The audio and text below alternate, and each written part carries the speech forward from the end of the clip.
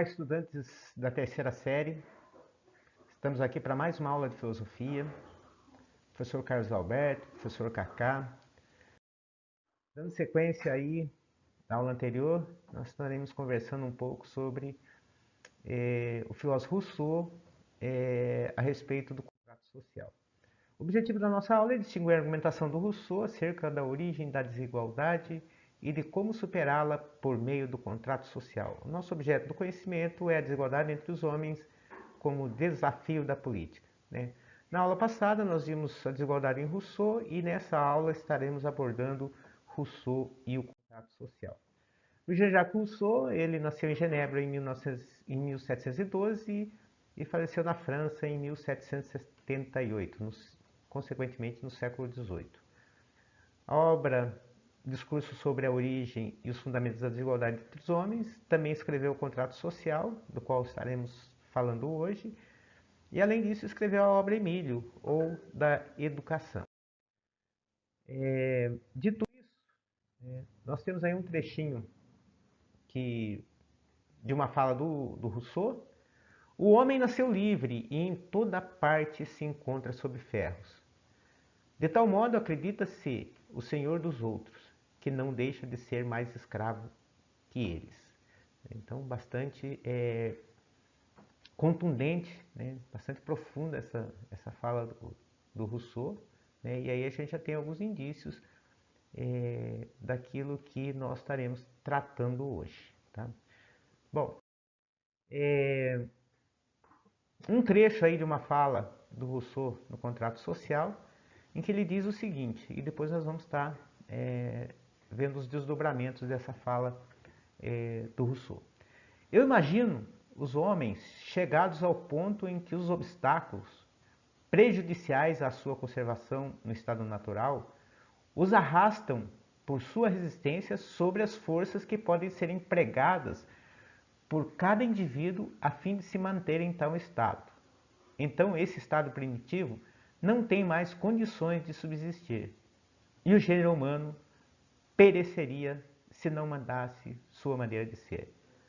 Ora, como é impossível aos homens engendrar novas forças, mas apenas unir e dirigir a existentes, não lhe resta outro meio para se conservarem, senão formando por agregação uma soma de forças que possa arrastá-los sobre a resistência, pô-los em movimento por um único móvel e fazê-los agir de comum acordo.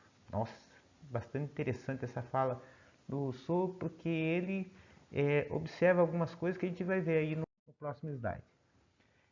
Essa soma de forças só pode nascer do concurso de diversos, contudo, sendo a força e a liberdade de cada homem os primeiros instrumentos de sua conservação.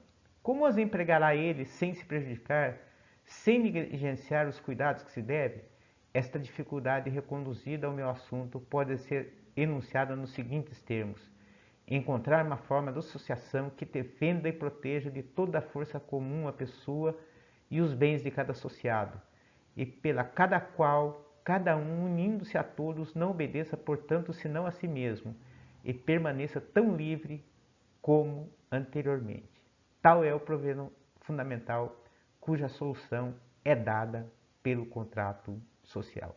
Então, entendendo um pouco essa ideia do Rousseau, né, essa ânsia, né, por se garantir, por se proteger, né, por estar associado a outras pessoas e poder dar conta de haver alguma coisa que possa ser e que possa garantir o bem de todos, né, ele vai dizer que não tem outro jeito senão a realização de um contrato social para que a sociedade possa se organizar de forma mais tranquila, mais harmônica possível.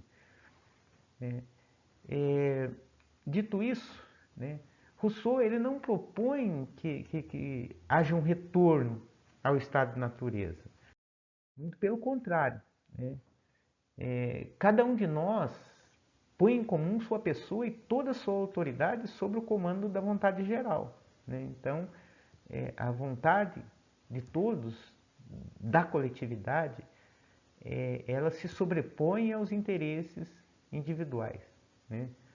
Então, mas não é ela que se põe, né? Mas a sua autoridade, né? Vai estar sendo comandada pela vontade daquilo que é do coletivo, que é a vontade geral.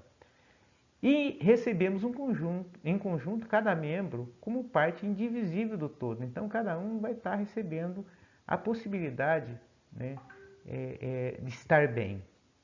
Então, aí diz lá embaixo o seguinte: e não da maioria, pois a maioria é passível de erro também.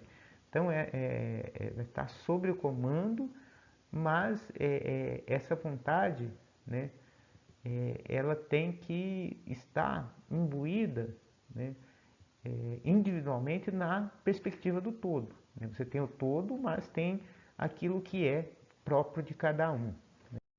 Bom, logo ao invés da pessoa particular de cada contratante, esse ato de associação produz um corpo moral e coletivo, composto de tantos membros quanto a Assembleia de Vozes, o qual recebe desse mesmo ato sua unidade, seu eu comum, sua vida e sua vontade.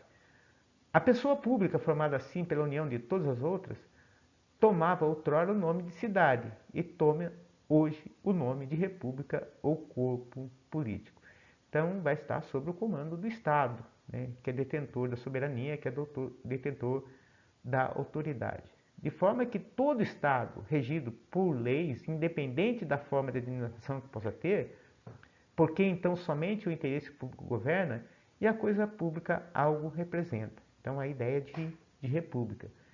No que concerne aos associados, adquirem coletivamente o nome de povo e se chama particularmente de cidadãos. Aí, então nós temos uma configuração daquilo, né, que nós nos situamos, né, no mundo contemporâneo, aqui em termos de Brasil, né, que se constitui numa república, né, que o processo de administração tem que estar voltado para o interesse comum e que todo cidadão ele tem os seus direitos a serem garantidos e preservados, né? Então, os associados, enquanto um povo, ele se constitui enquanto cidadão e também detentor de direitos e deveres. Aí o Rousseau ele diz: o que o homem perde pelo contrato social?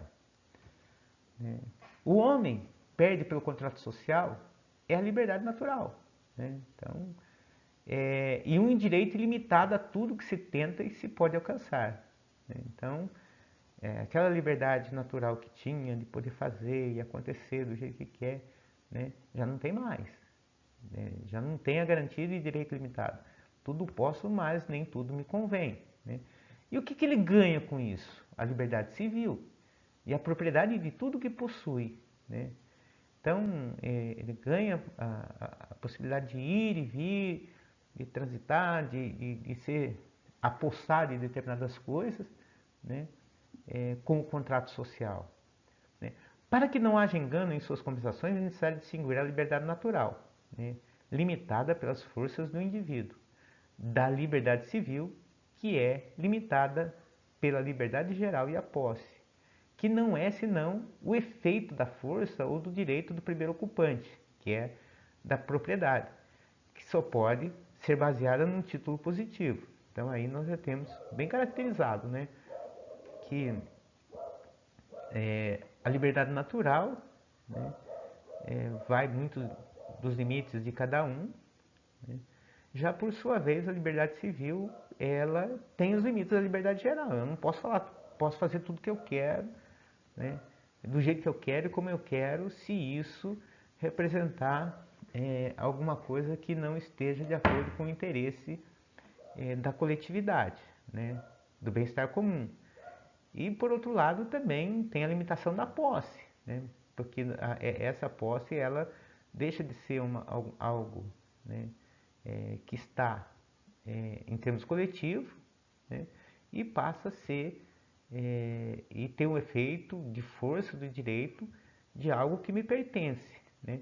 Poderia ser, em prosseguimento do precedente, acrescentar a aquisição do Estado civil, a liberdade moral, a única que torna o homem verdadeiramente senhor de si mesmo. posto que o impulso apenas do apetite constitui a escravidão, e a obediência à lei, a si mesmo prescrita, é a liberdade. Então, aí ele já vai dizer que, viu, né, quando você tem uma sociedade em que as pessoas se norteiam somente pelos impulsos, pelo apetite, né, por aquela liberdade natural, né, se agrega, em contrapartida, a liberdade moral que vai tornar o homem, né, livre por conta de obedecer à lei e também a si mesmo.